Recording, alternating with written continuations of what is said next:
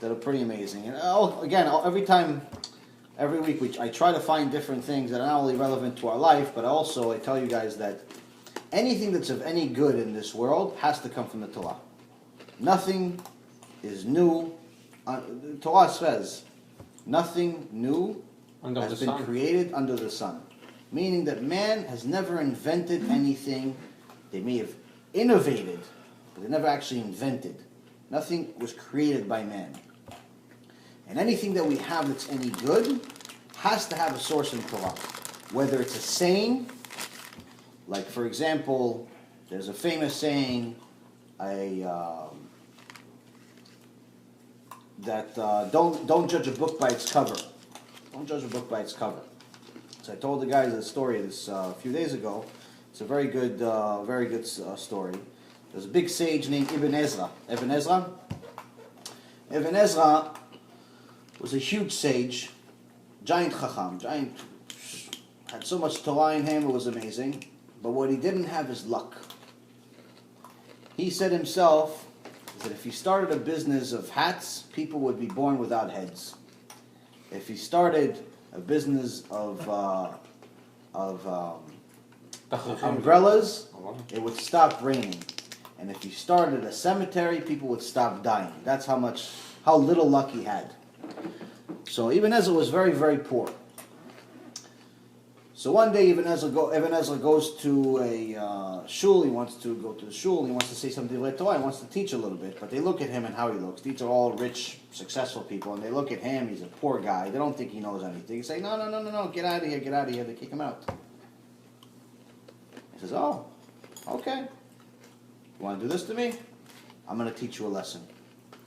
So the next week, he goes into the market and he sees this guy dressed nice, starts talking to him, and the guy, he's like, you know Torah? He goes, no, I don't know anything about Torah. He goes, well, what do you do? He goes, I sell meat. So the regular meat salesman, but the guy had a little bit of money. He goes, okay, listen, how much do you make a month? Yeah, let's say just for argument's sake, for the example, because I make $2,000 a month. He says to him, you want to make $200,000 in 1 month? Yeah, of course. He says, okay, come with me and just do whatever I tell you. So the guy wears a suit, big stomach, beard, looks the part. So he comes back to the shul with Ibn Ezra. And again they see Ibn Ezra, they go, no. He goes, no, I'm not here it's not for me, I'm not here for myself. I just brought this big, giant tzaddik from out of town. So who is this guy? He goes, no, he's a big, righteous person. He's so righteous that you guys are not on a level that you could hear his voice. So everything that he says, he has to tell me, and I have to tell you. Like, really, how wise is this man? How wise is this man?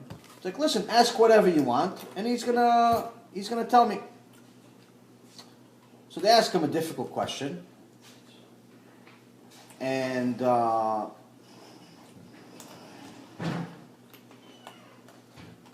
he reaches out to the meat seller. He reaches out to the meat seller, and he reaches out to the meat seller, and the meat seller says, doesn't say anything in his ear.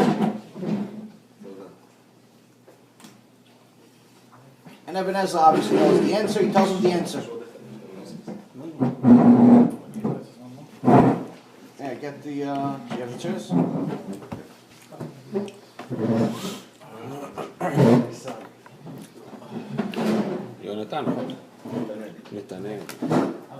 Okay, so he reaches out to him. The guy doesn't know anything. Obviously, pretends like he's whispering something into his ear. He doesn't say anything. Ibn Ezra knows the whole Torah. So he tells him, okay, this is the answer. Then they ask him another question. He pretends like he's listening to the guy and gives him another answer. Another answer. Like, wow, this guy's a giant chacham. Psh. They start donating money to him.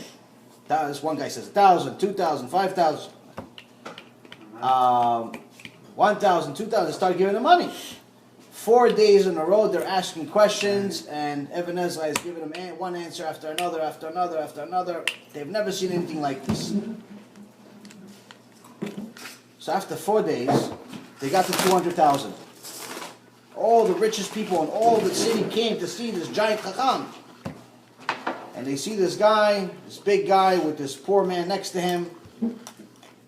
And the guy doesn't speak, he only talks to the poor man, and the poor man's giving them all the answers. So after 4 days, Even Ezra tells the meat seller, he goes, listen, we got the 200,000 that I promised you, I'm leaving. I proved my point. He goes, no, what do you mean you're leaving? I made 200,000 in 4 days, look how much money we can make in another month. He goes, no, okay, you make it. I'm leaving. I don't need this money, it's not for me. He goes, okay, but what do? I don't know any Torah. He goes, listen, they're going to ask you three questions. He goes, what 3 questions? He goes, one question, one guy's going to come to you and says, listen, I want to divorce my wife. He goes, okay, so what do I tell him? You tell him, come back next week. He goes, why come back next week? He goes, because he goes home for a week. After a week, he's going to get along with his wife. He's going to forget he wanted to divorce her.